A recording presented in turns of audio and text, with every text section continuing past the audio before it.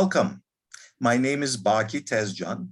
I teach history at the University of California in Davis, and I'm the convener of the virtual panel series that we call What's Up in Ottoman and Turkish Studies, or What's Up for short.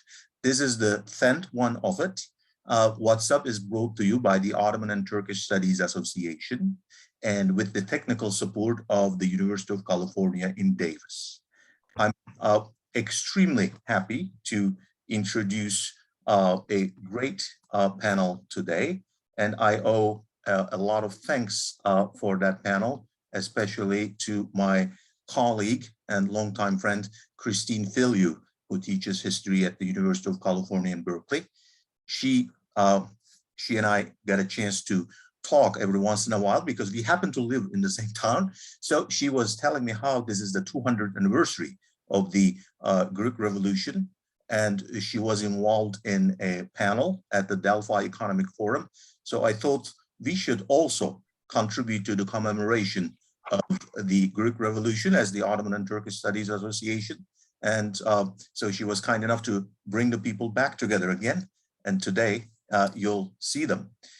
Next month on September 10th, we have another What's Up meeting, this time with Janissaries in Ottoman port cities, Muslim financial and political networks in the early modern Mediterranean. The chair will be Yannis Spiropoulos from Crete, from Retimna, and I hope you can join us. Today, I'm going to pass the ball to introduce the panel to my senior colleague, Molly Green, and we have something that we say in Turkish, bu işin kitabını yazmış.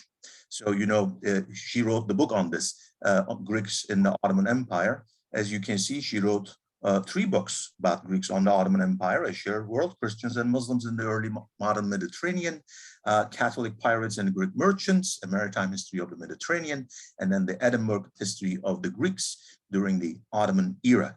Molly Green is teaching history at Princeton University, and she will introduce you the panel. Molly, please go ahead.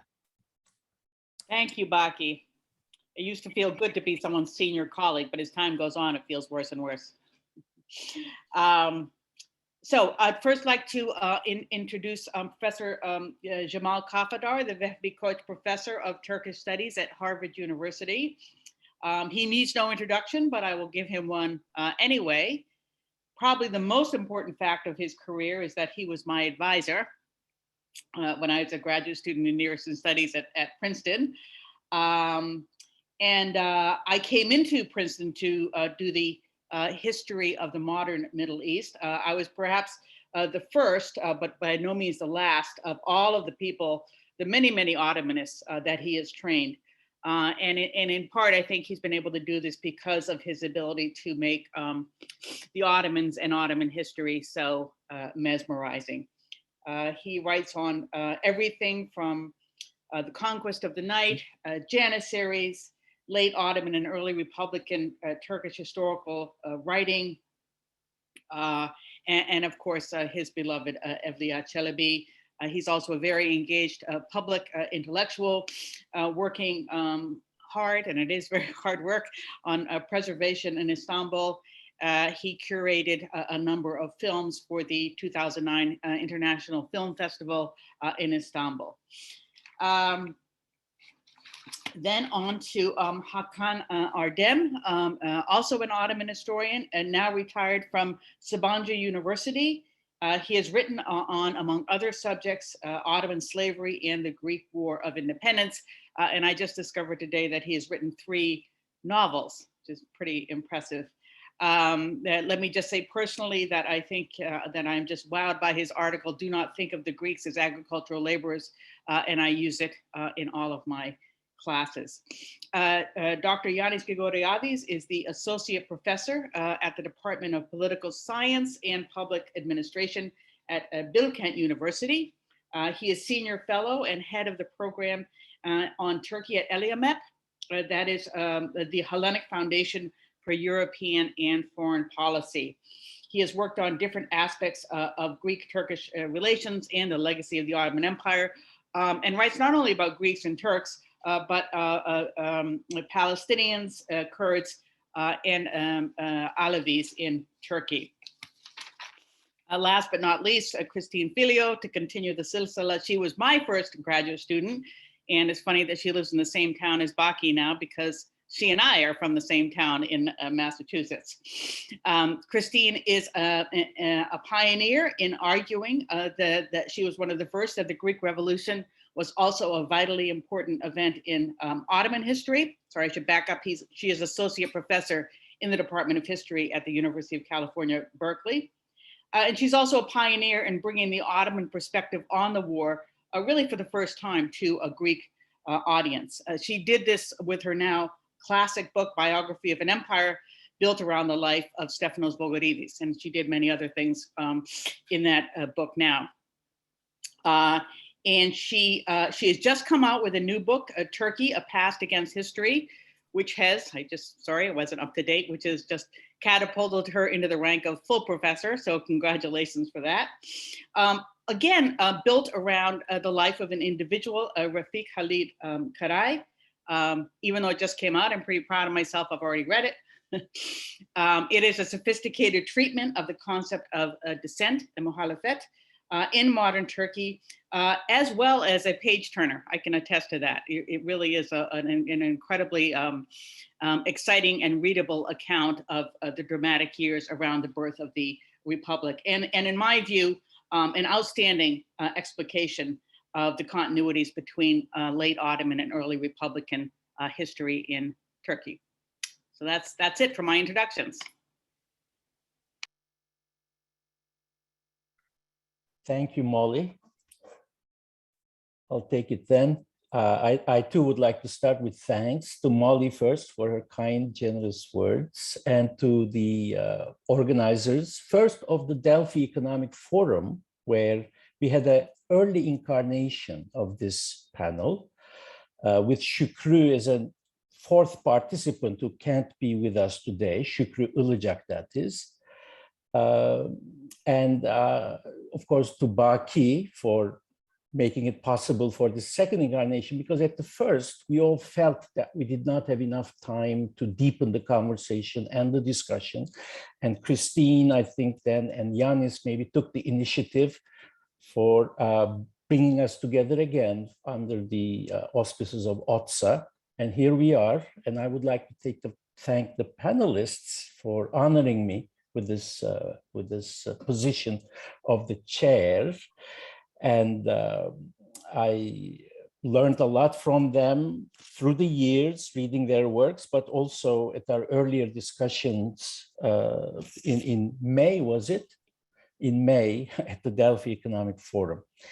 Now that Molly has made my job easier, I need not introduce the speakers one by one. I just want to give you the order of the presentations and then turn to each speaker and move from one to the other without further introduction so that we can have a smooth follow-up from one to the other presentation, beginning with Dr. Yannis Grigoriadis, and then moving on to Dr. Hakan Erdem, and then to Dr. Christine Felio. It is my privilege. It has been my privilege, and it is my privilege to be in this role. Each speaker has 15 minutes, and then hopefully we'll turn to lively discussion. So, Yanis, the floor is yours. Thank you very much, Jamal. Thank you very much, Molly and Baki, for the introductions. It's a great honor and pleasure to be with you today. As Jamal said, we first met in the context of the Delphi Economic Forum, which organized a series of panels, like virtual panels given the circumstances, on the 200th anniversary of the Greek War of Independence. And I think that it was a very important decision they made to add a panel on the Ottoman repercussions of this. So this is something that I found very important and very welcome, because it really did justice to the event, which was an event that had ramifications way beyond the southern tip of the Balkan Peninsula or like the Greek world in that respect. And all of our contributions have tried to point towards that direction, that the Greek War of Independence was not just an isyan in the Ottoman sort of like context, like an uprising in a remote corner of the empire, but had profound effects. So my presentation is going to explore how the Greek War of Independence had a profound effect on the communal relations of a part of the Ottoman Empire, which is not the first we think when we think about the Greek War of Independence, and this is Ottoman Syria. So, so my presentation is going to be about, and I will be sharing my, just give me 1 minute, I will be sharing my screen on that. It will be on how the Greek War of Independence has affected the community dynamics within the Christian community of Syria, particularly Aleppo. So, of course, this refers to the whole discussion of the Millet System, which I'm not going to get into detail, how, when, whether the Millet System was like dating back to the 15th century, or is it something that was invented in the 19th century and sort of projected into the past. Of course, there's a very important layer here to highlight, which is the Ecumenical Patriarchy. Its attempt to regulate the Orthodox communal relations within the Ottoman Empire. But as we can see from the sources, this ability of the Ecumenical Patriarchate has been vacillating over the centuries and over the decades.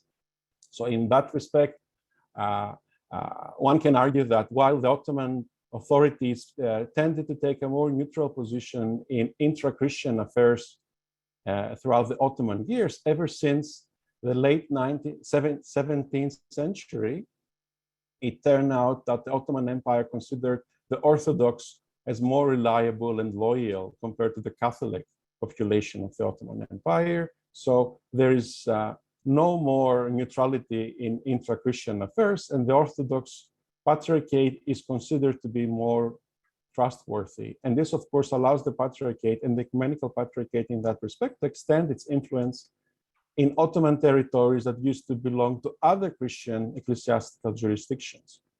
We can witness this both in the Balkans.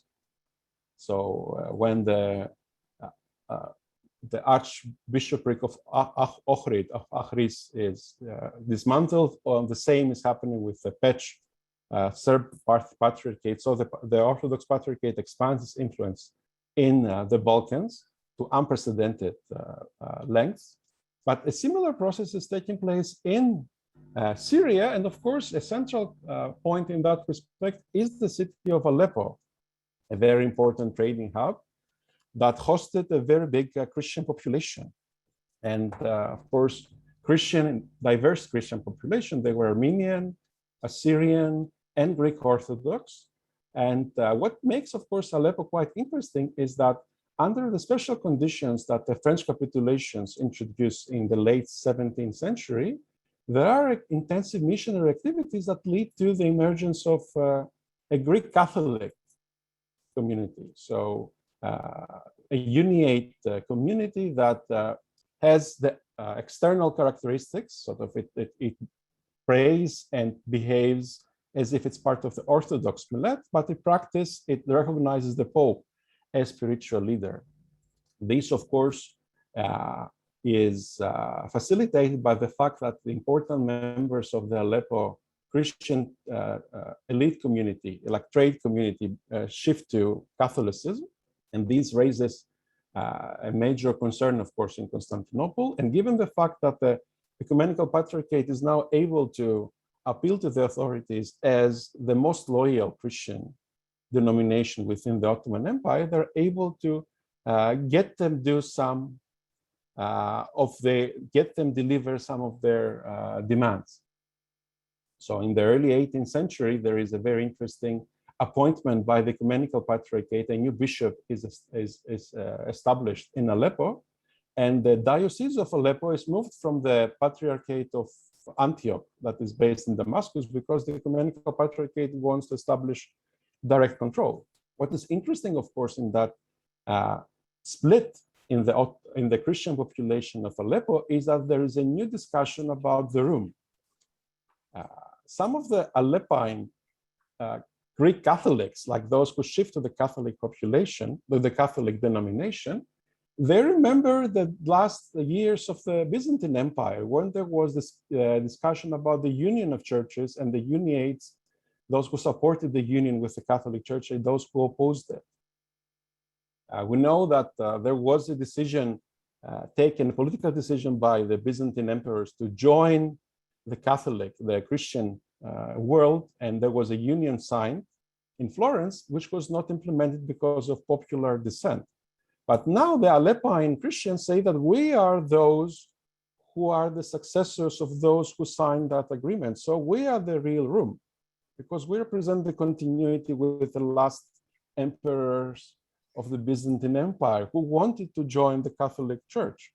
So you are not original. So the Orthodox are the real heretics here. It's not the Melkites, as they will be called a bit later, but they are the heretics. It's the Orthodox who are the heretics. Of course, this was not going to hold very strong as long as the Ottoman authorities would take the side of the Orthodox Church. And eventually, just a few years before the outbreak of the Greek War of Independence, there is an intervention by the Ottoman authorities, a violent intervention in favor of the Greek Orthodox authorities in Aleppo. So the Melkites or the Greek Catholics are suppressed.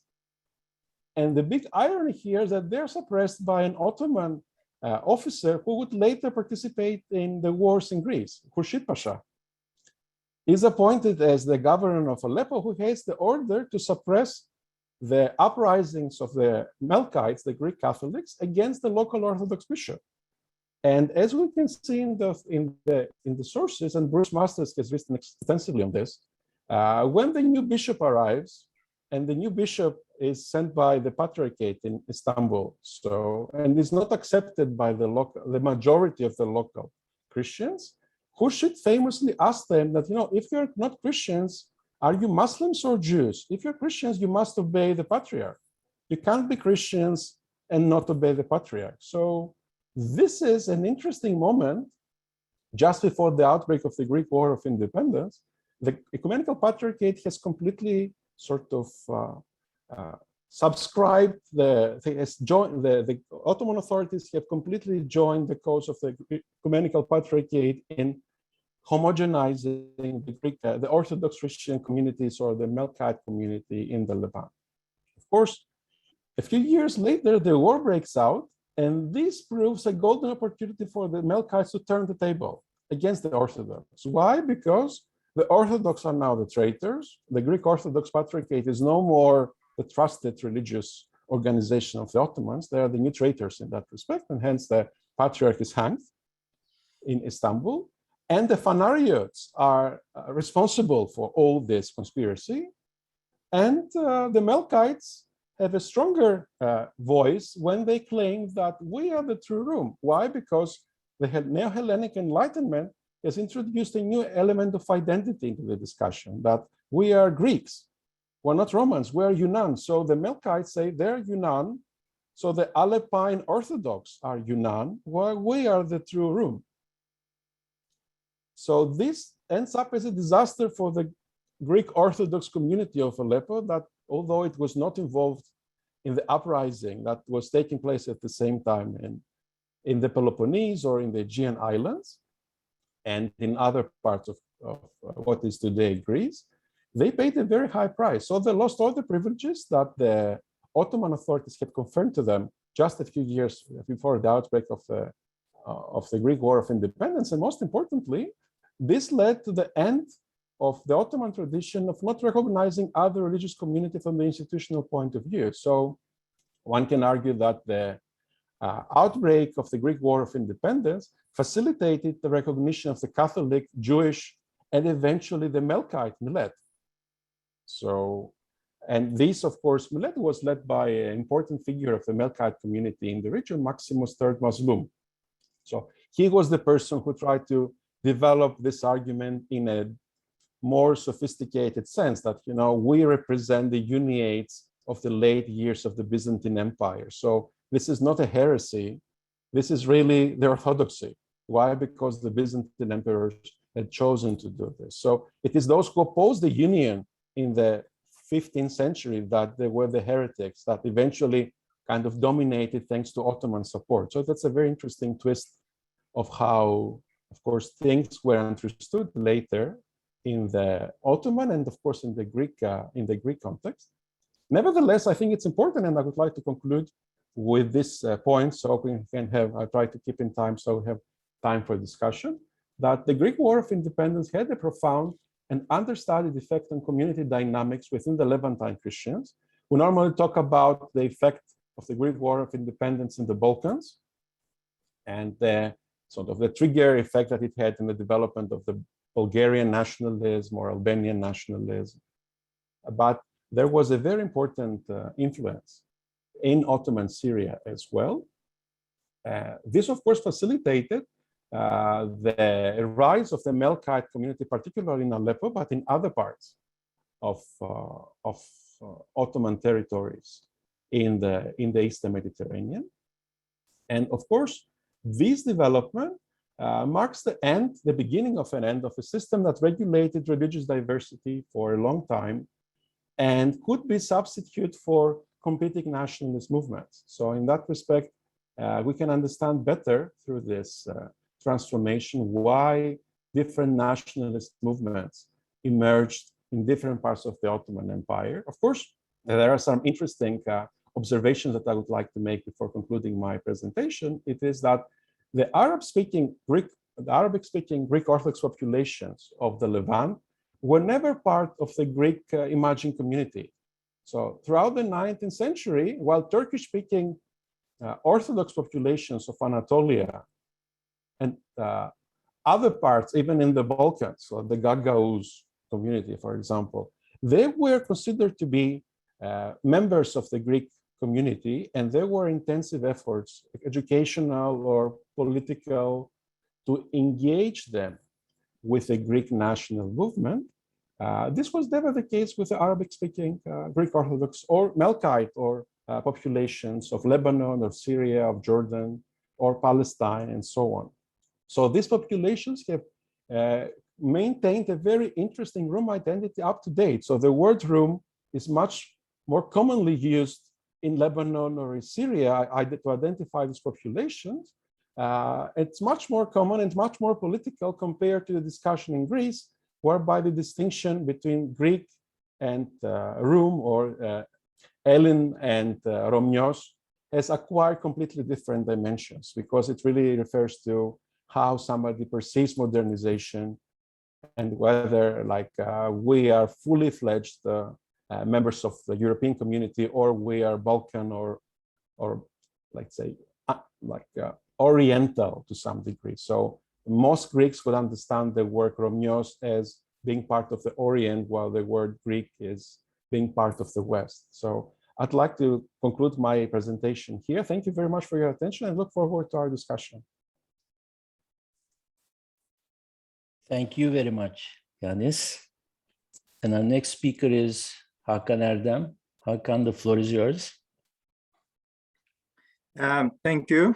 I also thank for the organizers for bringing us together again. Yanis gave us a lot of things to chew on, especially in terms of terminology, and I'll come to that. But before this, I'd like to say a few things on the importance of the series of events that are known as Greek Revolution in the 19th century. This was something unheard of for the Ottomans. I'm looking from the angle of the Ottomans at the issue. Not that they didn't lose any territory before, they did, both Christian and Muslim. But for the first time, one of the subject group of peoples gained sovereignty.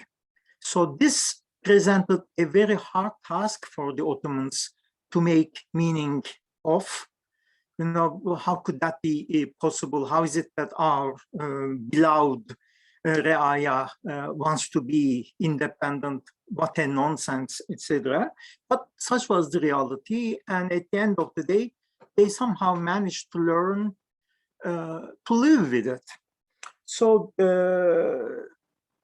I mean, the Ottomans lost Crimea to the Russian Empire, lost Tamishwar to the Austrians, but for the first time, the Reaya gained sovereignty. So how would you categorize them? Alexander Ypsilantis's early March Declaration of Independence was translated in Babali in a very faithful way, I should say, except for a few references to ancient Greek history, you know, heroes like Leonidas or Epaminondas, they were left out on purpose, but they translated this in an excellent way. In the document was talking about an entity called Illinois, a country called Hellas. So if you were an Ottoman, how would you meet these terms?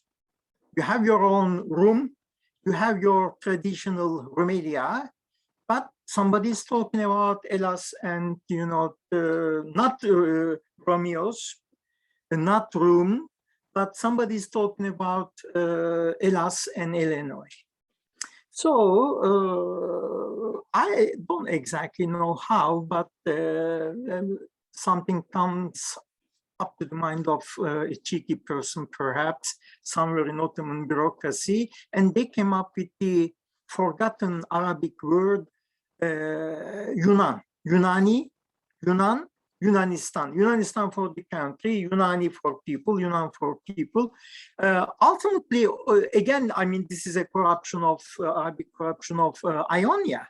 So it has got something to do with the Greeks, but not the Greeks, you know, in the Peloponnesus. So the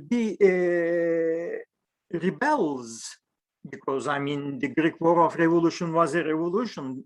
I have no scruples for that at all. I mean, but it was also a rebellion, a revolt, a war of independence, as well as a civil war, as the case often is. I mean, in other revolutions, we have the same, you know, variation of names. So at the end of the day, they came up with a term, Yunanistan, Yunaniler, to meet the language of the very strong language of elated language of the Greek nationalists, Yunanistan. If only to deny, I mean, first they found a name for the Greek and Greece as passing in the declarations, then they denounced it in a very flat way. What unspeakable nonsense, Greece? Is this a country? No, I mean, such an unspeakable nonsense. It is ironic that at the end of the day, when after tribulations, wars, massacres, counter massacres, foreign intervention, etc., etc., etc., when they decided to acknowledge and recognize the sovereignty of their subject Greeks, they preferred Yunanistan, but never Rome or Rumelia. So we have this bifurcation, and a new world emerged, a new balance is there. I mean, they learned how to live with a new sovereign nation, Greece, that is Yunan. Of course, it has got nothing to do with their beloved Rome, cannot be. And they kept the name Rome and Rumeli for those Greeks who did not live under the authority of the sovereign Greek state. This bifurcation exists in the Turkish language down to this day. If somebody is talking about an Istanbul Greek, she is Rum, not Yunan. And we don't even think about that, but I mean, that was quite, intentional on the part of the Ottomans when they revived or when they invented a new name for the independent Greeks. So, but of the new balance or the way they learned to cope with the new state, well, I mean, most Greeks, it was a revolution partially successful and partially not so successful. I mean, the Greeks became independent only in the Morea, in the Peloponnesus. There were more Greek subjects in the Ottoman Empire than in independent Greece. Moreover, some Greeks from the kingdom, it turned out that it became not a republic, but a kingdom at the end with the German prince. They were immigrating to Ottoman Western Anatolia. So it took a while for the Ottoman administrators that, yes, there is an independent Greece, but after all, there are a lot of Greeks in the Ottoman Empire. And yes, they executed during the age of Mahmud II a patriarch and a former patriarch, but they honored the other patriarchs in early Tanzimat. They were the receivers of imperial fermans, and they were part and parcel of Ottoman officialdom, and they passed for Ottoman grandees to the point that when the empire was able to declare a reform edict, the very famous edict of 1856, a real turning point, when the empire, the central government, eradicated the differences between Muslims and non-Muslims, truly a revolution in itself. The Greek patriarch was present. So by and by, there were Greek officials in the Ottoman administration. They were particularly strong in the foreign service. There are examples. I mean, a couple of foreign ministers like Sabah Pasha or Musurus, the famous ambassador in London, then Athens. So the Greeks found their way back into Ottoman officialdom, and the Ottomans learned to live with their Greeks, and they had a new entity called Greece. Things weren't that rosy, of course. I mean, there were a number of problems. There were many people who had mixed loyalties, shifting loyalties, and we can talk of something like that, an ambiguous identity as well. I mean, there were people who live in Anatolia. They were Ottoman Greeks, calling themselves Ottoman Greeks, but they had their passports, they had their citizenship papers from the local Greek consul. And were they Yunan, were they Greek? I mean, and this really was a big matter, issue of citizenship or subjectship in rest of the 19th century. Luckily, I mean, these days, more and more people study, work on such issues, and we are able to learn more, but one way or other, the world was upside down, the world was destroyed, and a new world was established, and there was a place for Greeks in this new Ottoman world, in addition to the fact that they recognized independent Greece. The fact that the revolution wasn't that successful in the eyes of the later generation political leaders of Greece meant more often than not irredentist politics. I'm not going into that at all, but they ended up with the so-called Asia Minor catastrophe. I mean, you can push the issue that far, but let me finish with this so that we should have more time to discuss and get questions. The role of the Greek Revolution in the birth of Greece itself is obvious, but its role in the shaping of Ottoman modernization and even the birth of modern Turkey is somehow glossed over.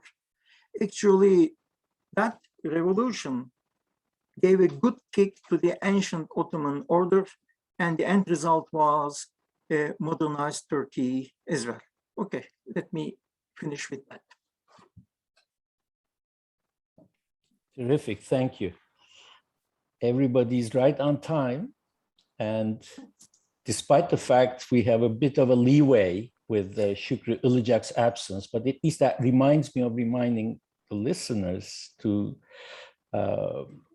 and to alert them to the fact that we did have a fourth panelist, Şükrü Ilıcak, who unfortunately could not join us today, but his work is obviously in conversation with the works of the colleagues speaking here and extremely relevant for what we are discussing.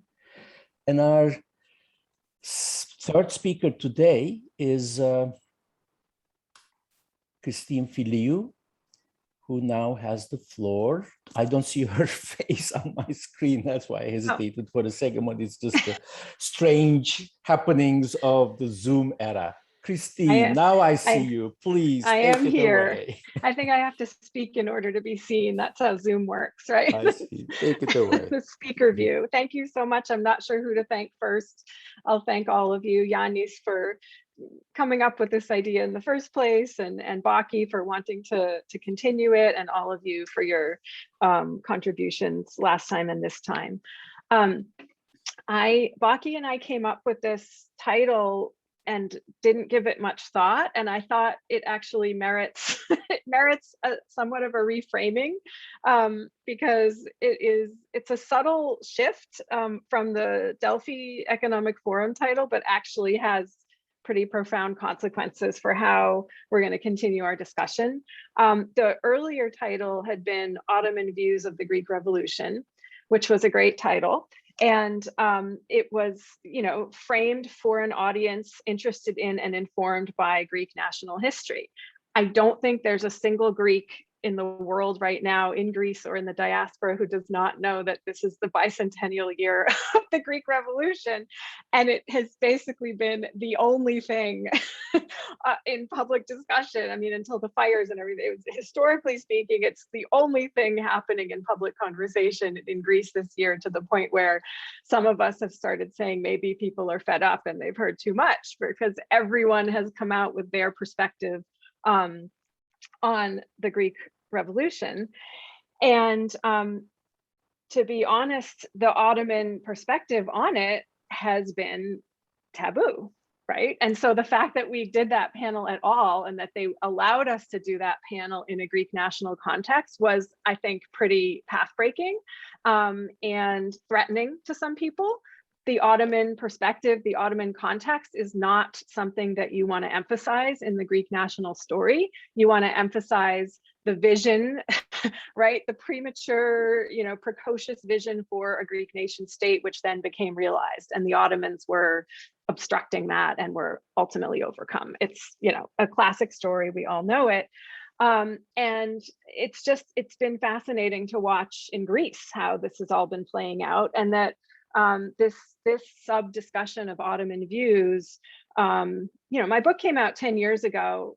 it initiated, I believe, zero discussion in Greece, because I think it is so taboo. This year, Şükrü and a few others in Greece have started, some of them have been working on it for a long time, but the public display of this conversation has only started really this year with the occasion of the bicentennial. And so that tells us something about, the Ottoman views of the Greek Revolution. So that was the first part of our discussion at Delphi. was framed in that context. This, however, kind of puts before us a different set of problems. The Greek Revolution in Ottoman studies is also very problematic for different reasons, and also very taboo. And also present company, Hakan and Shukru are some of the very few people in the realm of Ottoman studies that have even broached this topic at all.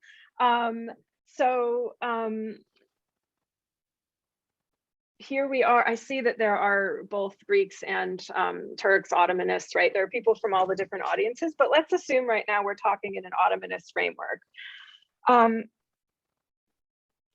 The Greek Revolution is, I mean, it's funny, Baki does not have to have any connection to Greece. And it's funny that like, he happened to learn from me that it's the bicentennial year. That goes to show how much attention is being paid in Turkey and in Ottoman studies to the fact that this is 200 years since 1821. And it's because, you know, obviously there are deeper issues about the way the field is configured, and the field is implicitly Turkish for valid reasons, and maybe reasons that we could also be rethinking on this occasion. And the main takeaway, I think, within Ottoman studies until recently is that the Greek Revolution happened. It was a military failure and humiliation for the Ottomans. It was the Ottomans lost, therefore let's not look into it too much because it's a humiliation. And it was the beginning of the end, and it was the beginning of what was often referred to, and in historiography too, as this miasma of Balkan nationalism, right? So the Greeks, and you could argue the Serbs a little bit earlier or not, I would think maybe not, but the Greeks for sure in carving out a space of sovereignty, as Hakan pointed out, were the pioneers in this devolution of the empire. It's interesting that in Ottoman studies, again, with present company excluded, it has kind of remained what it was in the rhetorical realm for Ottoman leaders at the time. It's still kind of sat there as sedition, betrayal, uprising, right? And so we haven't quite moved beyond that. And what I had tried to do in my book on the Ottomanist side too is bring Phanariots to center stage. Of course, Phanariots started the revolution, but we don't really understand what they were thinking. I mean, we don't really understand the Ottoman context of the uprisings. We don't, because I think, and this is where Greek and Turkish Ottoman studies converge, is that both sides have some pretty deep assumptions about the fact that this was a conflict between two discrete forces, and that what I see in my work as an extremely painful untangling of Ottoman and Greek, whether you call it Rum ultimately gets untangled or Yunan at the beginning, it says something about the enmeshment and the deep patronage relationships, social, economic, cultural relationships. Not that it was always peaceful, we don't need to go in that direction, but the depth of interconnectedness, it's in the interest of both national sides to just look beyond that and look at it as a military conflict that was, one side won and one side lost, and period. So with my work, I tried to really take a step back from that and transcend that outlook. How did the Greek Revolution look from Istanbul? What does Istanbul mean? Does Istanbul mean the Central Ottoman state? No, to me, Istanbul means also the Patriarchate. It means these Phanariot dragomans and other officials and their households and their families that kind of laid claim to this strange form of power that had developed betwixt and between. So when we look in, and this is where I think also one of the reasons that the early 19th century has, for the most part, just been left alone in Ottoman studies, part because it's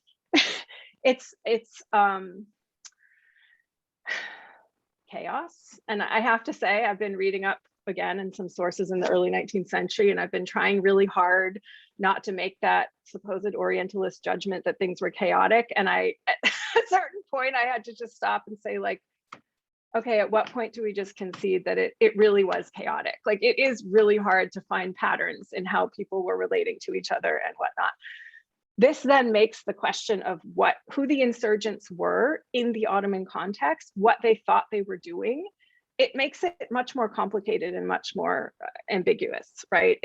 I find it, as a historian, I find it very hard to believe that the treatises about the Greek nation, about ancient Greece, and about, resurrecting the Greek nation, I find it very hard to believe that all the actors involved in these insurrections understood. And we know that they didn't, like down at the mass level. People have brought up lots of evidence that they really didn't understand things that way. And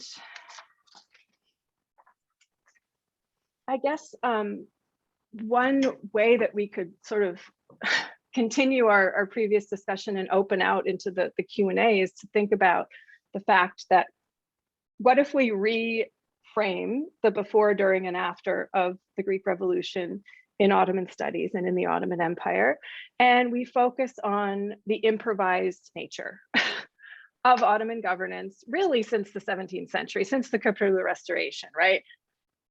This is about to Rafat Abul-Hajj, of course, right? Let's look at how power was actually working, how it was improvised, what solutions were come up with. Things were not necessarily thought through in advance. We can talk about the New Order reforms in Selim III as somewhat of an exception to that, right? Rather than the success failure, rather than the who wins and who loses, let's look at it in the context of improvised governance. And I think that the events of the 1820s look very different in that way too. And I tried to argue that in the middle chapters of my first book, right? That like the way that conflict, there's the question of the causes and the context of the conflict. There's the question of how the conflict unfolded. I don't think anyone could have predicted. There's the question of the contingencies involved, including Navarino and of course the great powers, the complete reconfiguration of the Ottoman relationship to the outside world and to the great powers as a result of this. And what I'm finding more and more in some other research I'm doing now about this moment is really the interconnectedness between some of these room and janissary elements, which I'm sure Hakan can also tell us about. Really like on the ground, everyday kind of relationships that, and again, I tried to argue for this in the book. I now have more evidence to argue for it. Outbreak of the revolution in 1821 to the abolishment of the janissaries in summer of 1826, that, that clears away, not just, as Hakan said, it doesn't just become a catalyst for modernization in the empire, it really erases that improvised governance that was happening and that interconnectedness I've been talking about between the room and Ottoman officialdom and military. And so in order to fully appreciate what the revolution meant in the Ottoman context and in Ottoman studies, we really have to go much further in integrating those stories, right? And that the military story for the Ottoman Empire has always been seen as really separate and separable. But we know also from Jamal's earlier work that the military, the janissaries, were embedded in urban society, particularly in Istanbul, in the esnafs, right? So I would think that a lot of the premises of Ottoman studies have to shift in order to fully incorporate the meaning of the Greek Revolution in Ottoman studies, way beyond the Greek national framework or the Turkish national framework. And that's, I have a bunch of questions for the other speakers too. And I think I might just leave it at that so that hopefully, I don't know how many people watched our first session, or I'm sure there are questions and points about this one, but thank you all for listening. And I'll leave it at that. Terrific. Thank you. Thank you, Yanis, Hakan, and Christine. Before I turn to the audience with questions, I'll abuse my prerogative. I hope I'm forgiven for this, and make one general remark and then ask one question, not necessarily to be answered immediately, but to consider as part of our conversation will unfold. The general remark has to do with where Christine ended her comments, that some of the basic premises, some of the basic modes of operation in the field of Ottoman studies, I believe, need to change to understand major events and phenomena and processes like the Greek Revolution and some others. This has, I'm sure, been dawning on us for a while, and there are some pioneers who've taken it here or there. On the one hand, there's the question of languages, and here we have some of the pioneers in terms of at least bringing together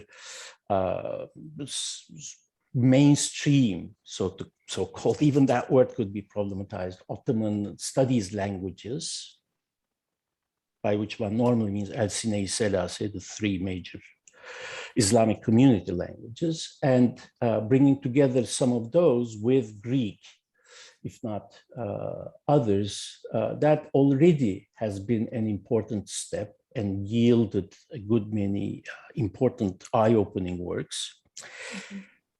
To look at it very broadly, you know, we are blessed and cursed with an endlessly fascinating, profoundly varied world that we are studying that has also pitched at us an amazing, a dizzying array of languages with big bounty of source materials of all sorts.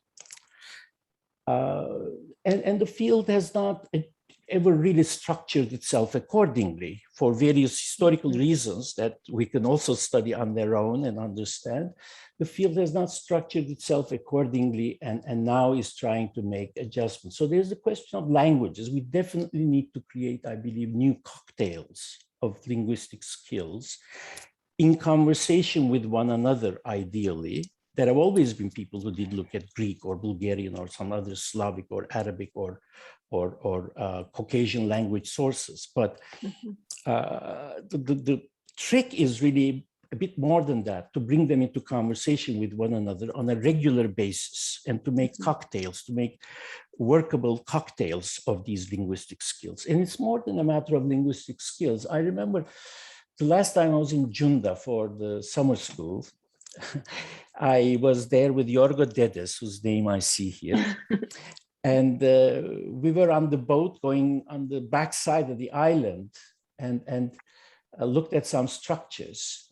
And he commented, and I cannot forget, he said, there is that, in Turkish he was speaking, there is that kilise, which is not a real kilise, but you Turks call everything a kilise. It's a paraklesia. And he is so damn right. It's much more than a matter of linguistic skills. It's a matter of the basic information that we consider to be part of the training in Ottoman studies. What's the difference between a monk and a priest, really? Does a solidly trained, highly accomplished Ottomanist know these things? What are the differences between Armenian and Greek Orthodox church apparatuses, institutionally speaking, not to mention dogma and doctrine and all of that kind of thing? This is not even considered to be regular stuff in the training of Ottomanists. And I believe this is a profound mistake, at least at this point. As I said, I'm not trying to assess the history of the field, but where we can go from here and where we should and would like to go, at least I would like to go, is what I'm talking about. That's by way of a general comment. Now, by way of a question, I have two or so, but I'll just raise one. You know, when I was entering the field, or even before, reading up on things historical and considering studying history, this kind of a conversation on the Greek Revolution would definitely have certain words that were not mentioned today: bourgeoisie, capitalism. So my question to the panelists is it because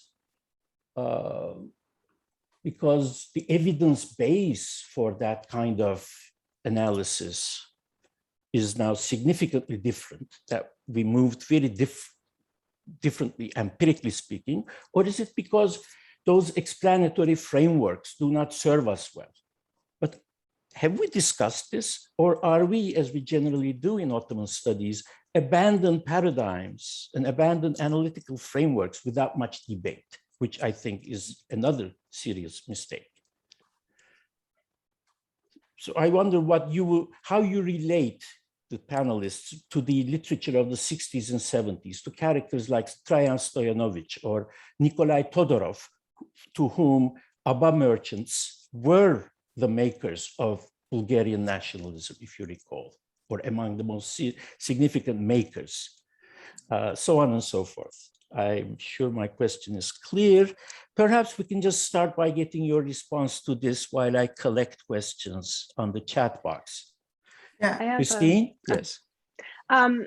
That's a great question. I do have those categories and those historians in the back of my mind when I read sources from this period. And I guess what I do is I try to hold them at bay, because I find all kinds of people involved in commerce who could be considered bourgeoisie, right? Who aren't necessarily doing the things they're supposed to be doing in that framework.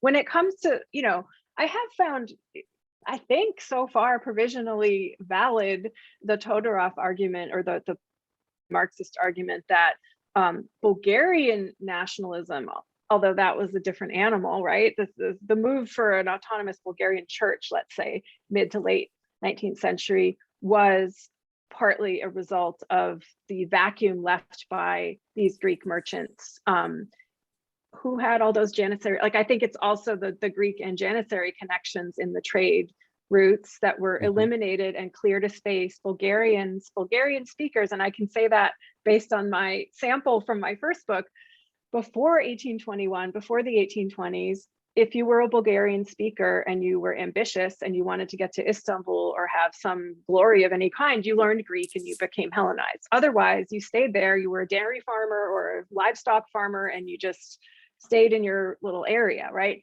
After the 1820s, that's one of the things that were shaken up, is that then a critical mass of Bulgarian speakers moved to Istanbul without having to Hellenize.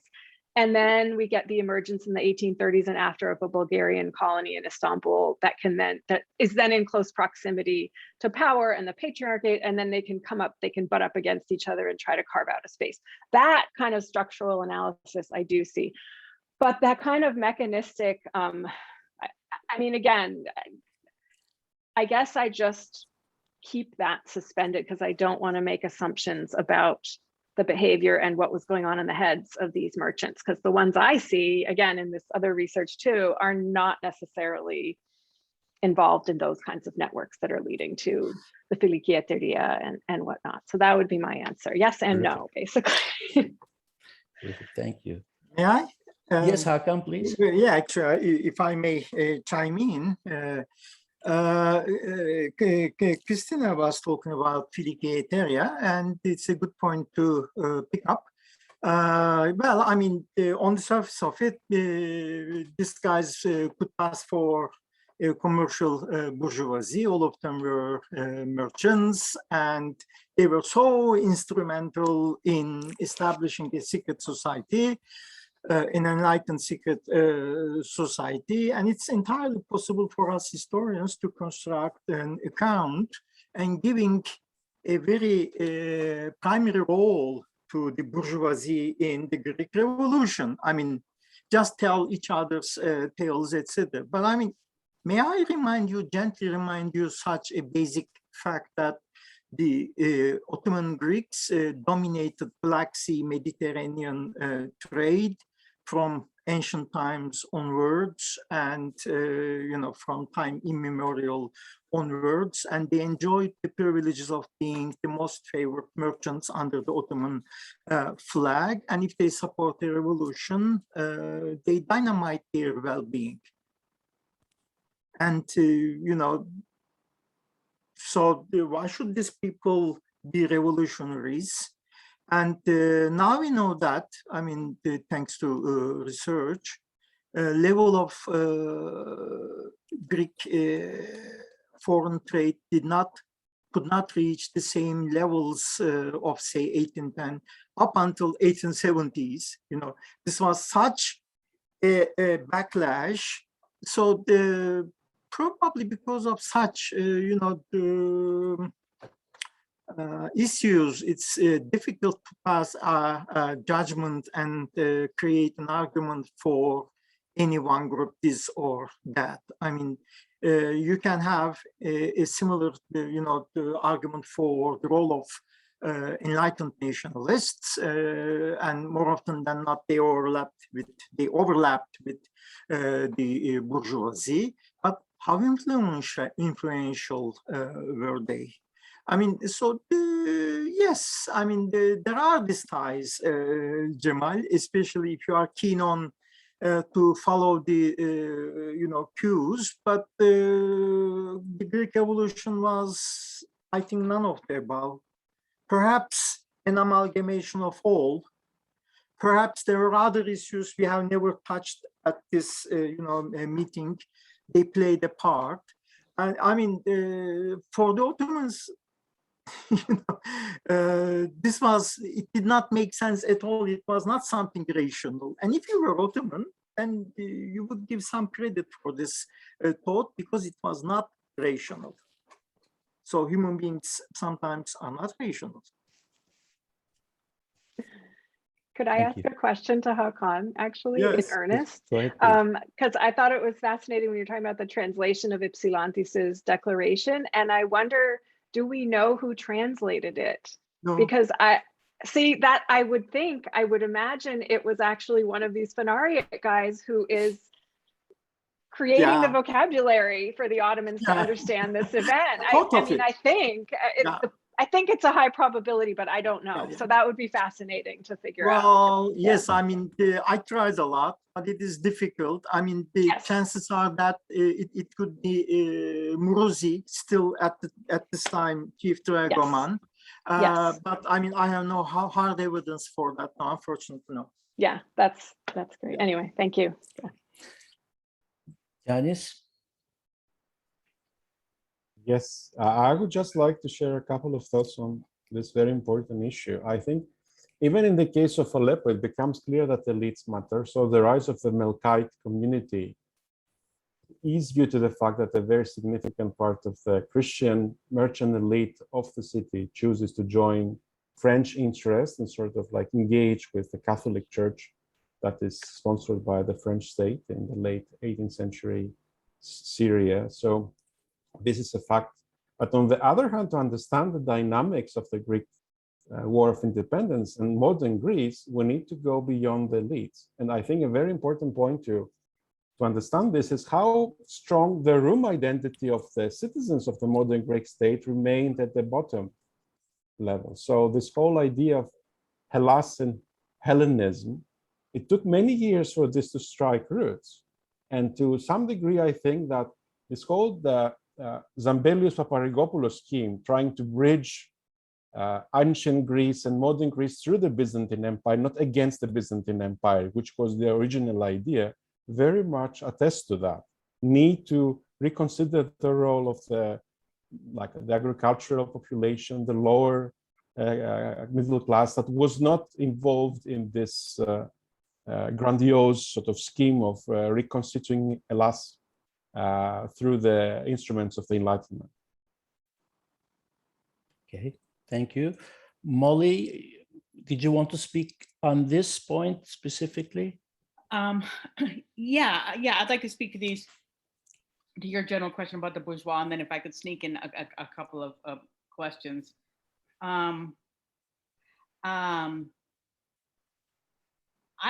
think there's something bigger in terms of not using the word bourgeois, and here I'm speaking very generally, but I certainly, when I have taught History 500 from time to time in the history department, we have talked a lot about, I would say the decline of Marxism, or maybe not the decline of Marxist analysis, but a very important book in that regard, at least according to those of us who taught History 500, was Weapons of the Weak, which is a direct response to 1989 and the fall of the Soviet Union. And there's no longer necessarily an expectation of a bourgeois revolution. There is a tremendous interest today in sort of a global history seen as the history of global capitalism. I won't get into that, but I do think that is one reason why the bourgeoisie might not seem so interesting or significant to people today. that's a more general comment about where historians stand with regard to Marxism and the concept of the bourgeoisie. But I'm certainly not a specialist on the Greek Revolution. But my understanding is, since the 60s and 70s, there's also been, one paradigm of what the Greek Revolution is about is that it was very much an attempt to protect the ancien regime against modernizing reforms. I mean, whether it's Selim or later on Mahmoud. Jamal, that Shukru Ilajak has talked about the process of de-Ionization, right? That this is what's going on from 1812 onwards. And I think Tom Gallant, Tom, correct me if I'm wrong, has talked about how the Klefts, the Armatols in the Morea and in central Greece were trying to protect their privileges. So in that sense, it's really not at all a bourgeois revolution. And although it starts to, it is a blow against the Ottoman ancien regime, a lot of this is out of a desire to defend the ancien regime. So in fact, it's not a forward-looking thing at all. So I would guess that those are, to me, would be two big reasons why people have lost interest in the bourgeoisie, although you're absolutely right about our field that we drop things and move on. If I could be very quick, I have a question with Yanis.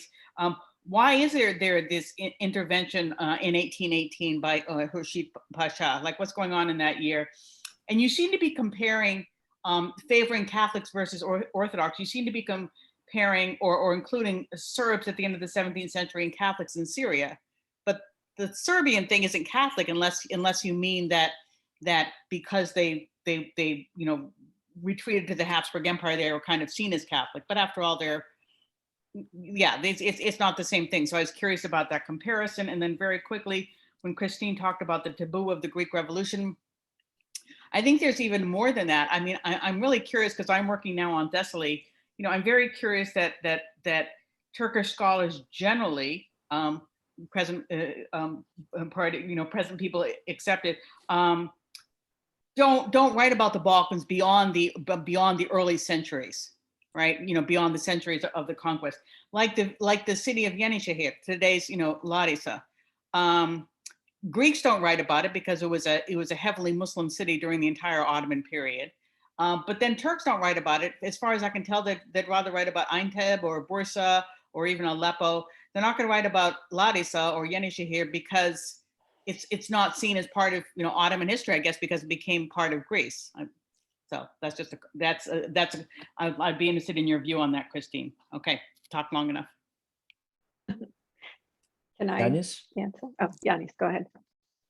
Thanks very much for the questions, Molly. I think I confused you with a reference to Catholic like influence in Syria and the Serbs. What I meant is that in the late 17th, 18th century, the Ecumenical Patriarchy reaches the apex of its influence, both in the Balkans and in Syria. So it kind of controls dioceses that used to be part of other patriarchates, the administration. So this, of course, answers to the first question as well, that to the extent that they can have this influence, they can have the Ottoman administration impose sanctions on populations like the Melkites that refuse to accept the authority of the patriarchy. And of course, this tells us how strong the patriarchate has become within the Ottoman administration. And it's an irony because this is coming to an abrupt end with the outbreak of the War of Independence, which of course produces an independent modern Greek state, but it's a disaster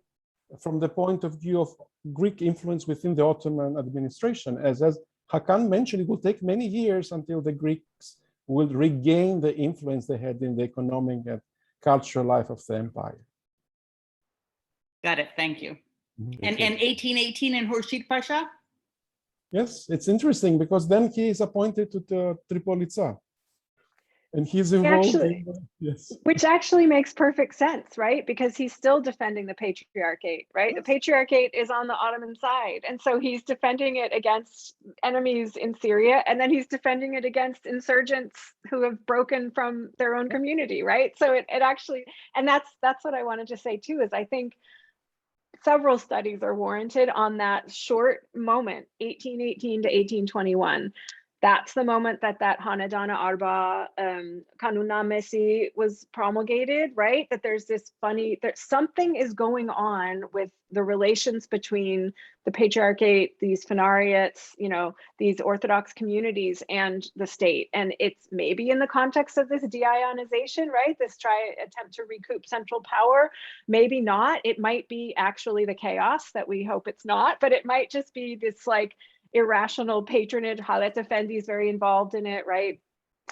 What is happening? And my sense, again, it's still a hunch because so much more needs to be done, but my sense is that the trigger for the outbreak of these insurrections probably had in part to do with all of this patronage upheaval and institutionalization, and who was left out and who was included. We don't know. We just have these little bits of controversies and almost like legislations that were happening. There was the civil code, or the law codes up in Eflak and Bodan that were right around this time, inspired by the Napoleonic codes. There was this moment when different actors were attempting to establish a new kind of modus vivendi or some kind of institutionalization, and it gets wiped away, just like with the Senede Ittifaq, right? That only becomes important later for a certain kind of historiography in Ottoman studies, right? It was a dead letter, I believe, immediately after. So that's the kind of improvised governance I'm talking about, that we can totally re-problematize that decade before and during the revolution in the light of all of these things that seem to not make a lot of sense or seem to have not led anywhere. So, and in terms of Turkish scholars not working, I think the same is true for Greek scholar in Greece, and there are exceptions to this, but what I've noticed, the trend is that Greek scholars working on the Ottoman period tend to work on areas that are now part of Greece. Etheria, Crete, whatever, there it's of course an important subfield working on the Karamanlides, whatnot, but in general, I notice the contours kind of assume that we're going to do studies of Greece in the Ottoman period, which is a very different prospect from working on Greek Orthodox Christians across the empire and society. And Greeks in the audience, you can tell me I'm wrong. Yeah, I think I would disagree a little bit. I mean, it is striking that Greek scholars generally do not write about other areas in the Balkans, right? It's hard to imagine a Greek scholar writing about Sofia, let's say, but the Greeks have written a lot about Anatolia. I mean, because they in the 19th century, right. Right, as an offshoot of Greek nationalism, as part of that Greek kind of national/colonial project, I think. But yeah, not as separate from it. You either do Ottoman studies or you do the Greek national stuff, and that's I don't know. Terrific. We have an important point of information by Elizabeth Fraser. I'll just read that first. I just want to point out that the Ottoman context of the Greek War is very much part of an upcoming conference, Travel and Archaeology in Ottoman Greece in the Age of Revolution, circa 1800-1833, on September 16-17, with substantial participation of Greek scholars, sponsored by the British Institute of Athens. And then I turn to Dariusz Kovaciejczyk, who has one question to all panelists. Dariusz, please. Hello. It's a question from alternative history. You many times mentioned in passing that Greece ended up as a monarchy. So my question is, had it remained a republic, would it had a deeper influence on the Ottoman internal discourse in the following decades? Christine Leu mentioned today and also in her May speech that it is highly still unprecedented to look at the tale from the dog's perspective. But I was looking for comparisons, and there was a discussion on the meaning of the Polish insurrection of 1830 on Russia. And we know that there was a mutual disenchantment because Tsar Alexander, especially in his young years, when he was cooperating with Ypsilantis and with Czartoryski, he was not Republican, of course, but he was very much interested in experimenting with the constitutional monarchy and so on. And then you have these two uprisings, actually, that are almost in the same time. The Polish uprising lasted many months longer because Field Marshal Dibic contracted cholera on the Ottoman front, so he died and he had to be replaced. So there are many comparisons. But my basic question is, Polish republicanism was an inspiration for many Russian reformers and revolutionaries for almost throughout the whole 19th century. So had the Greeks managed to establish a republic, would it be more important for the Ottoman discourse in the constitutional era? So that's my question. Yeah. Well, I mean, it's difficult to be counterfactual, but we might have some clues as to the possible potential Ottoman reception of a Greek republic when in the Greek Civil War, when Kapodistrias was assassinated, an unknown Ottoman bureaucrat again in the Ottoman Baba Ali Sublime Court, he scribbled that it was clear that the government of such bandits would result in such nonsense. So for them, being Republican were worse. I mean, I can say this much. When Greece in the end became a monarchy under Otto, rather than under Ottomans, big difference. So few letters and such a big difference. Yes, I mean, yes. I think it was a redeeming factor for the Ottomans, Darius. It made it palatable for the Ottomans to swallow the pill that Greece was not a republic, but it was a monarchy. Yeah, I would agree. I think that it's so hard to imagine it. And it's not to say they deserved a monarchy, because I know that's a very sore point in Greece, right? That like the tutelage that came in after the civil war and the assassination. But it is to say that this is all the more reason why really understanding the Ottoman context is important, because the assemblage of groups that lined up for the cause of Greek independence were so diverse that the fact that it ended and was aborted is almost, I think, just proof of how disparate those groups were. It wasn't just the bourgeoisie, it wasn't just the Phanariates, it wasn't just the Klefts and the clan leaders, and it wasn't just the lower clergy, but all of these groups had such different understandings, I think, of what was going on and what, right? I don't know, Yanis, what do you think as the political scientist in the group? I agree on that, and I would like to add to the fact that if you look into the early constitutional texts of the revolutionaries, they're very, very advanced for their time. So the definition of who is a Greek, the definition that the protection of fundamental human rights for everybody on Greek territory is really, really amazing. And if you can look into the story behind this, for example, there is a jurist, a young lawyer born in Melnik, which is today in Bulgaria, studied in Germany, Anastasios Polyzoidis, who then translates the American Declaration of Independence and introduces elements of this into the Greek Revolutionary Constitution. But then, of course, on the one hand, you have the struggle between the established ancien regime against the reformists who come mainly from abroad. And this struggle is reflected in the Capodistria case as well. And on the other hand, of course, you have the bitter fact that Greek independence came with terms and conditions because of Navarino. So this is something that, of course, the Greek national narrative has kind of sidelined to some degree, but Greece, it was impossible for Greece to be a republic given the circumstances that led to the Greek independence. But of course, as Hakan said, this made it more palatable for everybody, including Europe and the Ottoman Empire as well.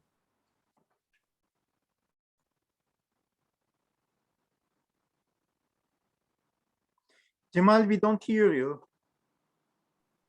Okay. Hasan Çolak has a question.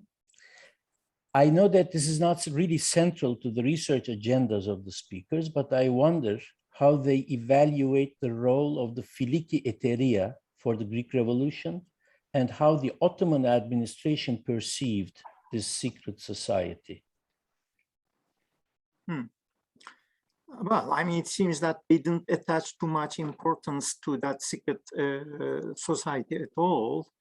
I mean, I haven't found any contemporary reflection on Feliki Etheria in the archives, but if you read Cevdet Pasha, you have a lot, and he translates this into literally into Ottoman Turkish as Dostane Şirket, Feliki Etheria, and he has a lot to say. But I think that at the time of the revolution, the Ottomans did not pay any attention. I mean, other than that, Alexander Ypsilantis, at first they thought that Ypsilantis was a Russian tool, etc. Later realized that it wasn't even so. So I mean, Feliki Etheria doesn't come up as far as I'm concerned, as far as I know. It doesn't play a big part in the Ottoman perception of a series of events.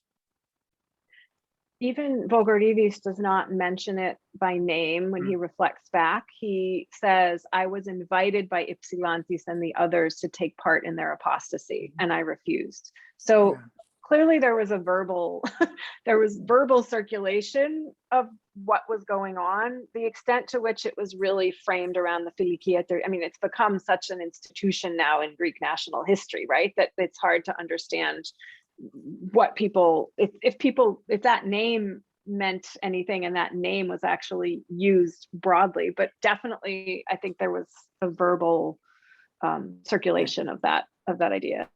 So it's hard to say, because as historians we need written documentation. And it was secret and they were effective at that. So yeah. Okay, a question from Aytek Soner Alpan.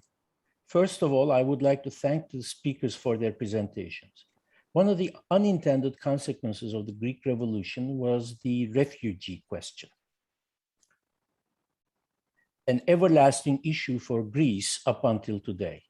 Since we are here to talk about the Ottoman context and the perspective of Istanbul, I'm using the word Istanbul in the sense Professor Felio used it, I would like to ask how Istanbul reacted to the formation of these refugee waves traveling outward from the Ottoman lands and pouring into the borders of the nascent Greek state.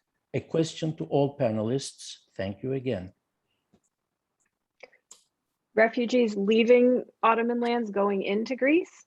That's what the question asks, yeah. I would think opposite. I'm not sure what exactly he's referring to. I mean, well, either way, though, maybe to Hermopolis, like there were some refugees from Ayvalık or from big Ottoman cities that Yes. And some to the islands, some families ended up settling on Syros or Spetses or whatnot. But in general, I mean, I have a student who's working on this, and it's the Muslim populations that were driven out, but who became muhajirs, and there were Jews, and there were actually apparently some Christians that left and came into Ottoman land. So I think we're just at the beginning of trying to understand what that migration looked like, but I think there was clearly a lot of upheaval. The question is more about the Ottoman response to migration. Istanbul's response to migration. Did they have? I don't think there was a coordinated response. And even when the Circassians come in the 1860s, I know Dave Cathal's dissertation, there was a commission, but it basically didn't do much to coordinate the settlement of muhajirs, even from the Cherkess, right? So I would be surprised if there was a coordinated project. Well, I mean, up until the establishment of the Commission of the Immigrants, Muhacirin Komisyonu, it's difficult to talk of an organized Ottoman response, but there were two waves of refugees from mainland Greece. First, the so-called Morales. We have a layer of people coming from mostly Tripolitsa, Moralı, and such illustrious families such as Abdurrahman Sami Pasha or his family, Supi Pasha, etc.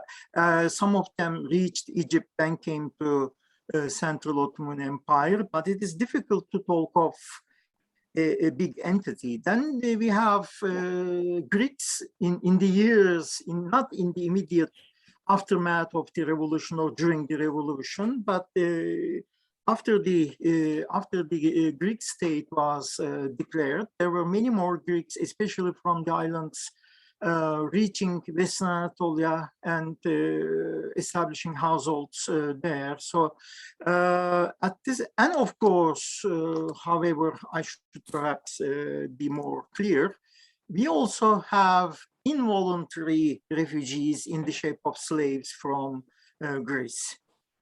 I mean, perhaps there were a lot more slaves than free refugees at this time, because, I mean, from Crete, from Peloponnesus, I mean, the Greek Revolution, for all practical purposes, was suppressed militarily until 1828, when the Allies interfered. And Ottoman armies enslaved many Greeks, and Greeks were sold as slaves as far east as Trabzon and Egypt. I mean, so there is that dimension as well in terms of exchange of populations. But the kind of refugee question your question conjures up in our minds today, the kind of waves upon waves of Syrians or Afghans, we don't have this. But if I may I Yes, add up on this? They were, like, I don't know anything about how the Ottoman authorities kind of recorded this, but of course, like from Psara, from Kassos, like from islands that were destroyed by the Ottoman forces, there are refugee waves hitting the parts of Greece that they were still under the control of the rebels. And there is a legendary figure that those of you who speak Greek or come from Greece may know. There's this Sorokostana. Like, Sorokostana is a lady that comes to represent Greece in many sort of negative connotations, that she is supposed to be a refugee from Ibalek, like a very poor, devastated lady that lived in modern Greece and carried this sort of legacy. But as Hakan mentioned, with Tanzimat, the tide changes very fast. So populations that had left Chios or sort of like Greek inhabited territories of the Ottoman Empire that faced retaliation attacks by the Ottoman authorities, these populations resettle in these islands or in Western Anatolia, because a new flourishing, a new age of a golden age begins for the Ottoman Greek population under these circumstances. It's a very interesting and very sharp shift of fortunes. Terrific, thank you. Virginia, please, it's your turn. I have to unmute, and then I have to start the video, for goodness sake. Here I am. Terrific, here you are. I'm so happy to see everybody. It's great. Been a great conversation, and I'm very grateful to the papers that were presented. Can you hear me? Yes. Oh, okay. I have been on the same path with Christine into the late 19th century. Just finished a book on updating my War and Society book, which takes the warfare from 1870 to 1923. And I have tripped over enormous collaborative projects that are underway, bringing together precisely, it seems to me, these questions, religious questions, the minority questions, and even political economy. I notice Jo Innes is still with us. She and Antonis Hadiakiru have been running this discussion center about the political economy of the late Ottoman Empire, to which I listened in for a long time.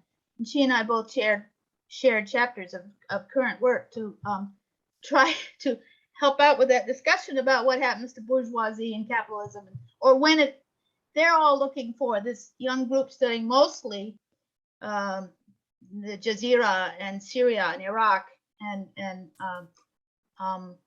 Arabia a little bit, Aden, etc., Yemen, are very interested in locating when capitalism actually begins in various parts of the empire. So I do think a lot of that work is underway, and it may turn me into a terrible student for quite a while. sorry to be so long about that. I did want to comment on the question of the nation state. I think contemporary politics is still run as if we were at Navarino. And I do think America still views Greece as the classical origin, as Europeans do, as the classical origin of their society. It interferes with every kind of discourse, including historians and political scientists, about the way we look at these questions. And it struck me again and again. 1856 is just another example of it. And all of, so it's hard to get around that. It's very hard to get around that if you're writing in English and you're writing in the North American context. The Turkish and the Greek context are two different stories. I mean, those are still living and revivifying in various ways their own versions of their nation state history. But it's my understanding that the Balkans themselves are coming together about the way they see this late history in very, very different ways than our generation did. I hope that's useful. The other thing I wanted to say was Circassians, for example, the Muhajir, the new work it does say that they work very hard at settling, but they work very hard at settling Muslims in places where all the Christians were.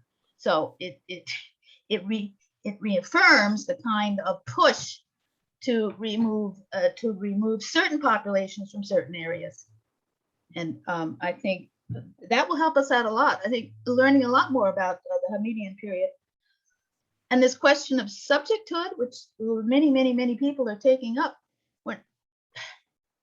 Those, of course, who are competent, and I am not, in the religious debates, as Jamal said about who's who and how they, the sectarianism that Makdisi talks about in the middle of the 19th century, gets a new life, a brand new life, and interferes in this discussion about what an Ottoman or an Ottoman subject looks like. So I'm very hopeful, because I remember when we started, there was no way to have this conversation. I'm now an ancient, even more ancient than Molly. Where is she?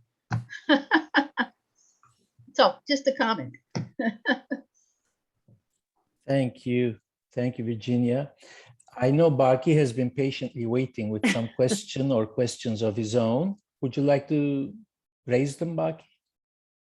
Oh, yes, sure. I had one question that is about the terms, which came up through the presentations of Yannis and Hakan.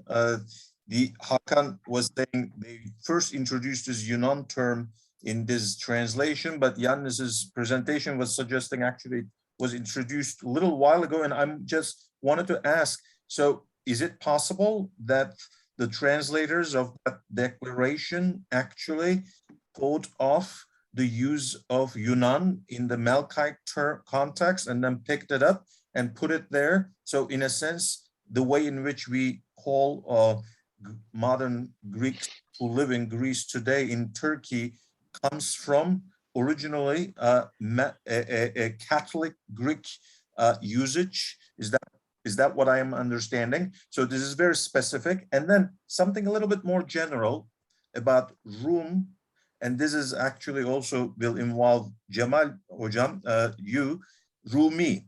So I sense that as the term Rum becomes more prevalent, the term Rumi with reference of the Ottoman to some themselves sort of disappears. When you of course wrote a great article on the subject, you would know better than most of us in terms of the usage of Rumi with reference to elite Ottomans' self-identity.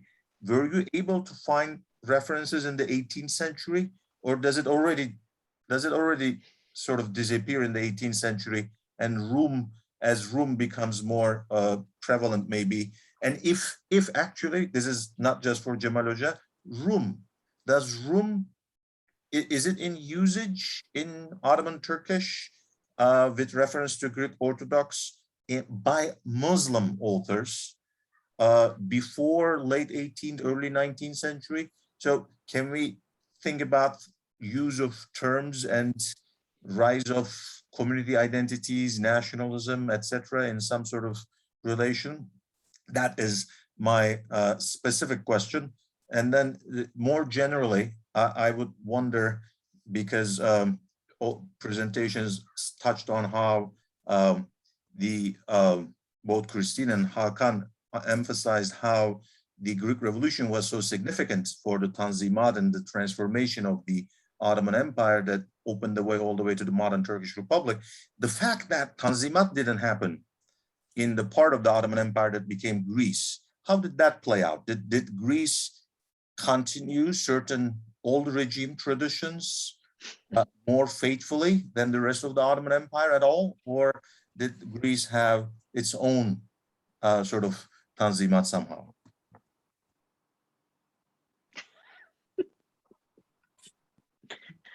I'd rather leave the floor to the panelists with their question, but my assessment, and I developed this in the expanded Turkish version of the article you're referring to. My sense is, well, first of all, it's definitely on the decline in the 18th century. It still appears now and again, the word Rumi. There's a parallel, but not exactly similar story of the word Bilad Rum or Diyar Rum. So there's also that particular question, reference to a geography, reference to an identity of a person, Rumi versus Bilad Rum. Bilad Rum appears as late as the Namık Kemal, for instance. So, but during the course of the 18th century, the word Rumi is on the decline. The usage of Bilad Rum is also on the decline, but not as strongly. And it has something to do, in my opinion, with the increasing use of the word Rum, association in the late 18th century in particular of the word Rum in Ottoman discourse and the Ottoman mind, with a rising Greek political activism coming from Russia, among other things. For instance, in Lütfi Tarihi, the word Rum is definitely associated with that kind of thing, which one wouldn't be able to find in 17th century Ottoman discourse for it. So there are issues around this entangled vocabulary that one could pursue. I'll just stop here. And I'm hoping to write yet another expanded version. Yes, please. It's just on that, it would be really interesting to try to track the use of the term Rum and the shift in the term Reaya earlier to mean the flock, the taxpayers of all religions, to the 18th century when it became synonymous with the non-Muslims, right? And I wonder if this is an 18th century story. And on that question, that's a tough one, Baki, of what would have happened if Greece went through the I think all the Greeks would, I think that, Yanni, I have some thoughts, but I think I think that maybe the starting point to answer that would be about the nominal, the aspirational structure of governance in the new Greek state versus the actual capacity of that new state to change realities on the ground. Because I think what you get is that, you know, the new Greek state could not really provide security outside of Athens for like several decades, right? Like it was kind of a anarchic, I don't know, maybe a continuity from pre-1821 social realities for a surprising amount of time. And so that, I don't know, when did the equivalent of the Tanzimat actually happen is an open question, right? Yeah, not a great answer. If I may follow up on this, I think it is important to remember, as we said, the special conditions of Greek independence, whereby Greece became an absolute monarchy. So this didn't allow for a lot of room for Tanzimat, right? So there was a sort of this Bavaria, so-called Bavarian rule that was remembered as a very autocratic and very harsh experience. But in a few years, Greece gets a constitution. So it becomes a constitutional monarchy in the 1840s and becomes a parliamentary monarchy in the 1870s. So there is some institutional development. And of course, there are some political movements that try to represent a more progressive or more reformist side. So you can compare, like, think of Charylos Trikoupis, for example, in the 19th century as a figure that tries to bring Greece into the Western political realm. But of course, this struggle continues, and one can argue that it continues well into the 19th and into the 20th century in many ways. Well, and the party system of the early Greek state mirrored, I don't know, the pre-Tanzimat patronage system in court factions, and that, right, they were aligned with particular outside powers. So that's an interesting parallel. And the Greek civil wars of the independence like reflect this very well, sort of how this revolutionaries were fragmented along tribal or sort of or like regional or political lines. That was quite telling. Regarding Baki's question on the Rum versus Yunan, I think we're witnessing two parallel processes. And if we assume that the Ottoman Greek dragoman that translated this, he was certainly aware of the Korais sort of like group of people who were speaking about Hellas already from the late 18th, early 19th century. There was a lot of struggle and controversy within the Ottoman Greek elites, between those who looked into Hellas as the way forward, a secular republic, and those who looked into this as treason. And like, if you look into the Ottoman Greek sources on how the French Revolution was received, there's a lot of interesting insights into this. Of course, in Aleppo, there was another discussion about who is the heretic and who is the true Orthodox. And in that respect, this becomes a very interesting, so there is the story of the 15th century, the union of churches. And I suspect that many of these Haleppine Melkites are aware of this new trend within the Istanbul or sort of, let's say, Balkan sort of Greek Orthodox, and they try to capture the opportunity to say that, you know, we are the true Rum and they are those Yunan. So they associate them with a population that has just gotten out of favor in the Ottoman port because of the uprising, of course, the independence war. Yeah, Yanis, when was it exactly when these Melkites said we are Rum and the Orthodox are Yunan? A few weeks after the outbreak of the War of Independence. After Interesting. the War of Independence, so not before, Interesting. I mean, otherwise it was a very attractive way of thinking, but it seems that they made most of the kind of emerging political conflict for their own use. I mean, in a rather cheeky way. I mean, Well, also, right. I mean, Yunan, it always has been the Arabic word, right? And so if in the Melkite Syrian context, and it's calling them pagans, basically, right? Yeah. So not just heretics, but pagans. The Rum are the true Christian. So it does make a lot of sense in that context. So it's fascinating. Hakan, this is fascinating and something I never noticed or thought about. If you did write about it already, I missed it. I'm sorry. I must have overlooked it.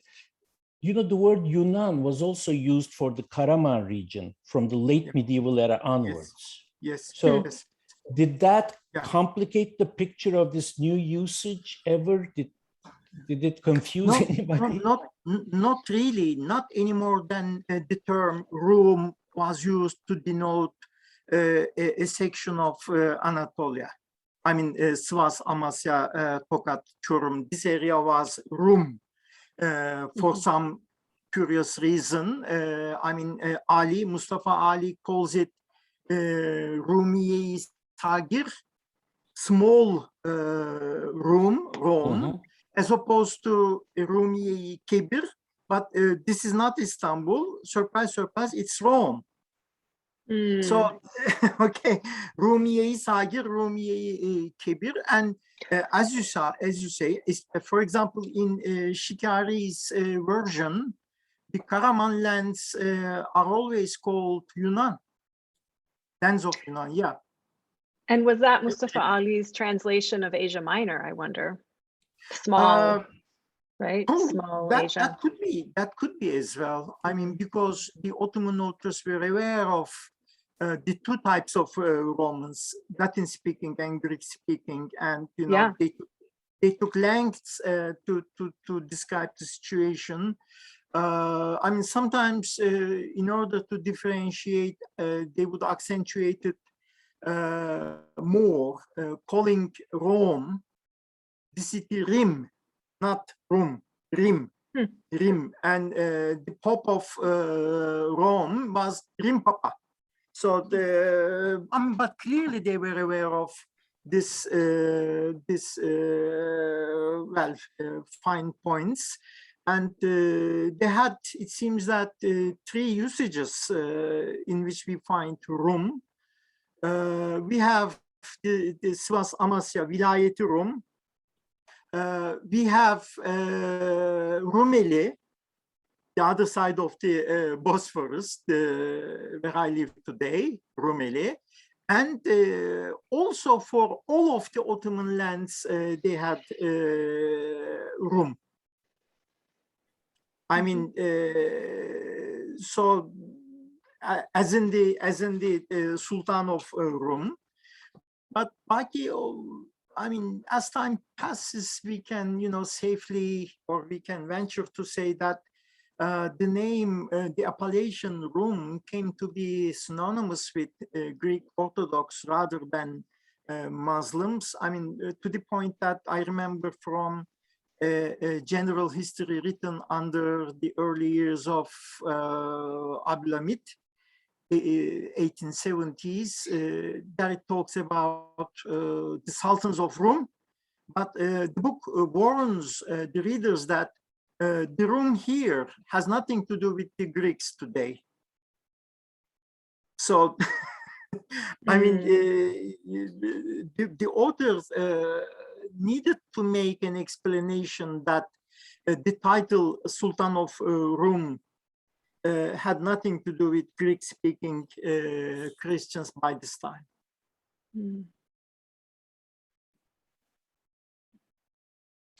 One exception: the Kurdish parts of Ottoman Empire, and there the name Rum persisted down to the Republican times.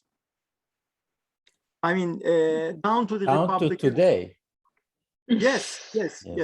There actually the name Rum persists for the Muslims, for the Turks actually. For yes, the Turks. For members of the Turkish army in particular. Yes. Which is a very Roman kind of a thing, Yeah. if you think about deep history. Anyway, I'll leave it at that. Tom Gallant, at some point, when I think Virginia was asking her question, said, this is the main trend in contemporary Greek historiography. If he's here, could I ask which trend? Bringing the Ottoman context in, perhaps? Was that what he meant? He's still here. He's still here. Nominally, he's still here. But maybe he's occupied with other things. I don't see any other questions, and I don't know how much time we're allowed, really. Baki, we certainly went over 90 minutes. I can see Dorpen Kallenbach, so if he wants to comment. Who, Tom? You can see him. Yeah, I don't know if he's... Sorry, I had to leave the room. So I thought so, yeah. I think something was said while I was away. No, you were referring on the chat box, you referred to the main trend in contemporary Greek historiography. And since we lost that point with another discussion in the meantime, we want to turn to you and ask which trend you, which point of the conversation you made that intervention. Yeah. Sure, to problematize and to reframe the way in which we talk about even the basic vocabulary, but how we talk about both pre-independence and particularly afterwards, introducing much more complexity into it, seeing it as an Ottoman story throughout. So the way we tell our students here is until 1923, Greek history is Ottoman history. Even after the foundation of the kingdom is still, what goes on in the kingdom is still dominated by in many ways, by what's going on in Istanbul. And so you have to see them as imbricated stories. And so that's the main trend. That's what I was talking about in terms of the main trend. particularly with my period, 18th and 19th century, we're completely reframing the way in which we study those periods. Outside of Greece, in Greece for official history, it Well, what do seems you mean like by the consensus is not quite official there. history? What do you mean by official history? Who's the official historians? I mean, there are also conservatives who know. had these debates going on throughout this year, but for the most part, no. That official history is now, it's those about, we're writing the national history. My book is the standard, it's taught, it's the standard text in high school now. That's great. So yeah, a new generation of kids are learning Greek history. They're learning the national narrative very differently than they did, than their parents did. Could you maybe compare it to what's happening in this country? That there's also an agreement in the academy about a pretty fundamental revision to how we understand American history, but there are also elements in society that are very much opposed to that. So I think in Greece, it's a comparable situation, right? Oh, absolutely. You have a spectrum, as you do here. I mean, and you do in Greece. You have some hardcore nationalists. I mean, you know, listen to the national heritage of the far right, and of course, it's completely different. But if you're talking about the major historians, both in the academy and those who've retired, you're talking about people who've actually reframed completely the way we write the national narrative. Do they know Turkish? Who are the most, but just look at now who are the most prominent historians who've been featured in most of these events. And Do they know Turkish? Well, some do. Yeah, that's great. And certainly the it's pretty recent. I didn't mean to say that nobody's done it. I meant to say that it's a very recent phenomenon. And we're talking about Ottoman studies in this event anyway, but yeah, it's definitely. Well, look at the students who are some of them on here, like ITEC, who's already spoken, Dimitris Steriopoulos is right there as well. Dimitris is studying the first Ottoman constitution. That's great. So those are the topics. That's where students are going. That's in fact where the academy's going. That's great. I don't know if Ottoman studies, if you guys who are more ensconced in that feel that it's the same. I think you're saying it's earlier along the process of trying to synthesize, right? Yes. I would say. I would say, but it's happening indeed. Yeah. And we see it, and you know, we're all reading each other's works. So right there is we're seeing something quite different. Yeah, I didn't mean to give a not hopeful picture. Ago, would you have this even remotely similar profile of people we have now? I suspect not. Yeah, I don't think anyone's arguing that, right? I think a lot is. That's what, again, that's what I'm talking about. This is certainly pre-20th century historians. This is what the focus is. Terrific. And we have Nicholas Levis or Levi's. Sorry, I don't know how you pronounce it. This is why my course at Queen's College last year was called Modern Greece Transnational, and included a full reading of Professor Galant's History of the Greeks, as well as chapters from Professor Kasaba's work on the Ottoman economy and capitalism. We had a lot of talk of bourgeois and capitalism, by the way. I'm glad to hear that. I wasn't expecting that. I'd be speaking. I was just commenting on what Professor Galant was saying, and I think his new textbook, or at this point it's 5-6 years old, is really very much in this trend. You know, I don't see how this history can be approached anymore in the academy outside of the transnational imbrigated reality. But otherwise, I didn't have any larger comment. This has been an amazing session. I really want to thank you all for it, and also the previous one. Thank you. Well, I would like to thank. It's a hot day in New York today. Sorry. Same in Boston, by the way. I would like to, and I get the report. Istanbul was pretty high today as well. For Hakan, it must have been a hot day. Oh. No. Hakan is in an undisclosed location. Hakan is cool. That's why. It was close to 100 in Vermont, where I am, yesterday. All right. I would like to end by thanking the panelists from the bottom of my heart. This really was 2 wonderful afternoons or evenings. One evening, one afternoon I spent with them discussing some of these matters, and it helped me a lot, and I'm sure others too, participating in our understanding, in our ways of thinking about the Greek Revolution and how that ought to figure in our narrative of Ottoman history, Ottoman historiography more broadly. So I thank Christine, Hakan, and Yanis in reverse order of presentation this time, and to Baki, of course, who's disappeared somehow from my screen, but for making it possible, and to all the participants. Thank you very much.